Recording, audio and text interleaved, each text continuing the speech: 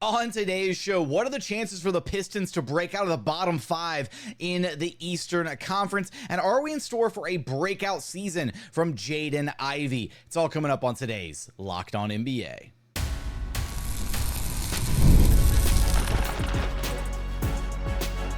You are Locked On NBA, your daily NBA podcast. Part of the Locked On Podcast Network, your team every day. What's up and welcome to another edition of Locked On NBA, the biggest stories with the local experts. I'm your host, Jackson Gatlin, also host of Locked On Rockets right here on the Locked On Podcast Network, your team every day. Now, today's episode is brought to you by FanDuel.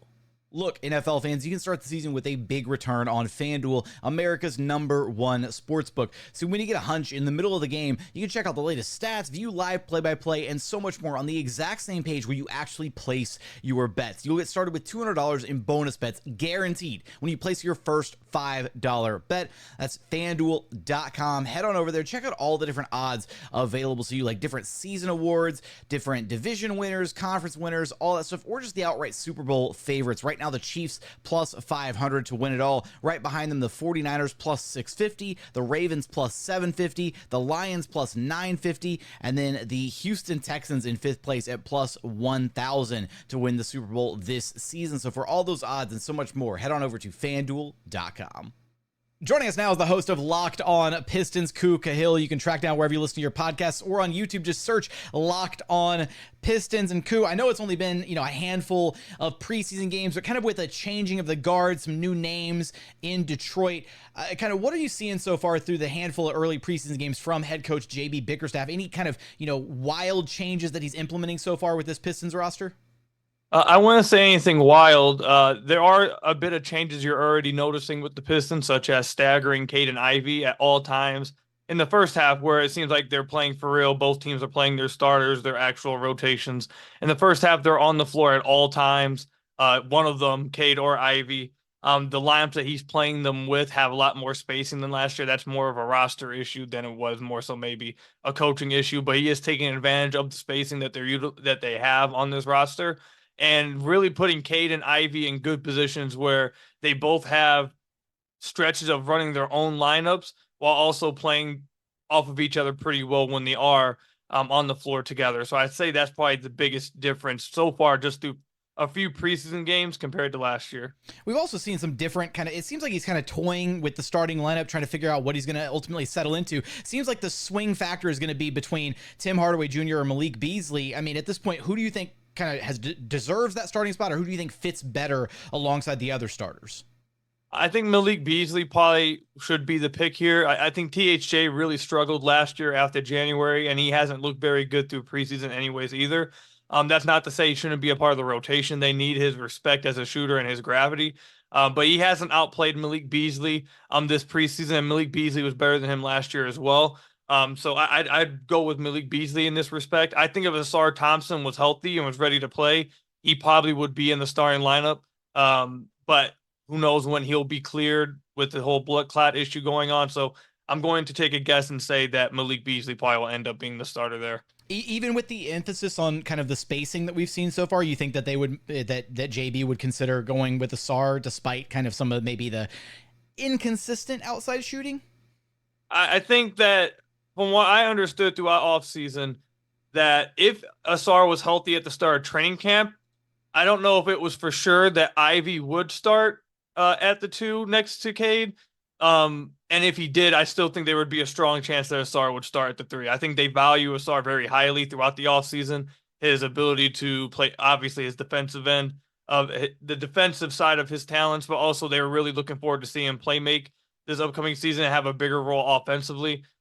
So I believe it was a pretty strong chance he was going to be in the starting lineup, whether that was with Cade and Ivy or with Cade and Asar or whatever it was. But without him, the point's really moot. No one really knows when he's going to be coming back, so don't think he's going to be a factor at this point. And by the time he does return, they may be at a point where they are pretty comfortable with the lineup they're already running, and they're just going to run him off the bench anyway. So don't think there's anything to talk about really with that. But yeah, I think if he was healthy, it would be a little bit more of a conversation. Without without mincing words here, the bottom of the Eastern Conference standings are in kind of rough shape. You look up and down the 5 or 6 teams kind of hovering around the bottom of the East. What's it going to take for the Pistons to kind of break out of that group of 5 or 6 teams and potentially, have a run at the play-in tournament this season? I think it's going to take improvement from Jaden Ivey, which we've seen during preseason. He's looked pretty good during preseason. Like to see that carry over to the regular season. If that carries over, that will be big. Improvement from Jalen Duren on the defensive side of the floor, that would be huge. And Cade just continued to improve. I think that Cade, if he was the same player as last year, if he just had improvement from his young players around him, I think that would do would factor in pretty heavily in the Pistons taking a pretty big jump this upcoming year. But if you assume another step from Cade Cunningham, you just need more improvement from the young guys around him. You need Jaden Ivey to take that step. You need Jalen Duren to take that step. I really like the veterans that they brought in with Tobias Harris, Malik Beasley with the spacing. They bring Simone Fontecchio, bring re-signed. I think all of these guys bring spacing.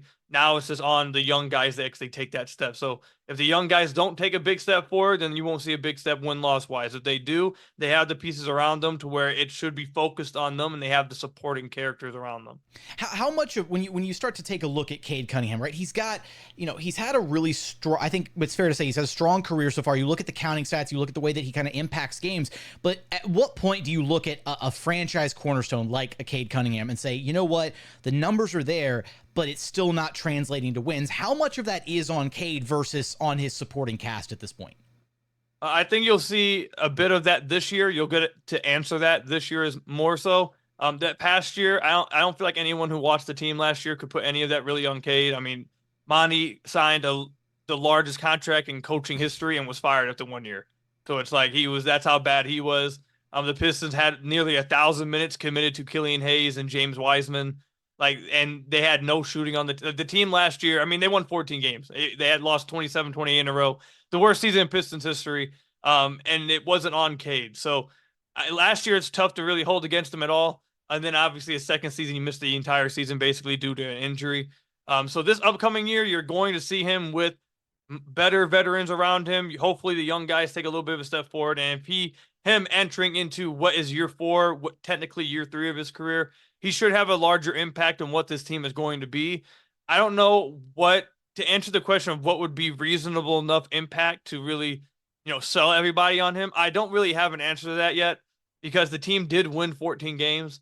So I kind of feel uncomfortable to say, oh, well, the team needs to win 35 plus games. That's like a 20 plus win improvement. You don't see that very often, even with guys like Devin Booker joining the Suns and really taking that step forward. Like guys like that, 20 plus wins in one off season without a big move being made just doesn't happen in the NBA. So I don't really know what the win total would need to be for it to be like, okay, we really saw Cade translate to wins this upcoming year based off of previous season being 14 wins. So I don't really know what the exact number would have to be, but I feel like just watching this season, if the team is better, if the team is competing, if they're playing meaningful games in April instead of shutting guys down earlier due to suspicious injuries, I think that will give you a better clue into how Cade played this upcoming year. It might be one of those things where it's going to be hard to measure, right, from like a win-loss perspective. But if you can feel when a team is headed the right direction, right? You can watch those games. You can see that the players are motivated, locked in, playing meaningful basketball. Some of the things you already pointed out, right? Like those are all things that it's hard to, you can't put them on paper. It's hard to quantify some of those things, but you see them when they're actually happening, right? So that maybe it'll be more, that's the way to kind of judge Cade and this Pistons team this year. Last thing I got for you, Ku, and I think I maybe know the direction you might go with this answer, but who's kind of poised for a breakout season this year on the Pistons? Outside of Cade, I'm not going to go with Cade because that's like the easy answer. I think through preseason, the obvious answer would have to be Jaden Ivey. It seems like JB Bickerstaff is going to put as much confidence into him as possible. Heading into the preseason, I did not know if he was going to be a starter. I've been a noted Ivy critic throughout the offseason, but it seems like JB Bickerstaff has the utmost belief in him, is going to instill, like I said, confidence into him and really try to get the best out of him and enable him to play the best version of himself on the floor. You've seen that through preseason. Now, these games don't count. We'll see if this continues when the regular season starts, but it seems as though that if this team is going to be good this upcoming year, if they're going to make a run for a play-in, they're going to be in the play-in, it's going to be because of the dynamic backcourt of Cade Cunningham and Jaden Ivey. It seems like that's what JB Bickerstaff, that is really highlighting and really emphasizing being the strength of this team. I think a lot of people know Cade's going to be a strength. Through preseason, it looks like Ivey has improved, but when the regular season starts, if he is also a strength, the team should be pretty good. Will the Pistons be able to make a push for the play-in in the Eastern Conference? And will Jaden Ivey be able to prove that he deserves that starting spot this season? You're going to have us covered for all of that and so much more over at Locked On Pistons. Ku, thanks for stopping by Locked On NBA with me.